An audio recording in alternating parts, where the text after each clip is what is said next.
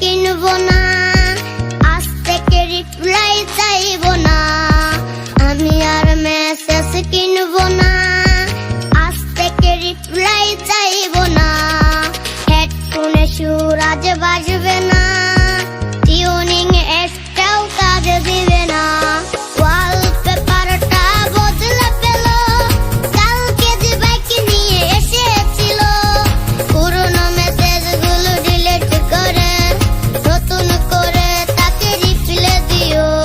ওয়ালপেপারটা বদলে পেল, কালকে যে বাইক নিয়ে এসেছিল। পুরনো মেসেজগুলো ডিলিট করে নতুন করে তাকে রিপ্লাই দিও।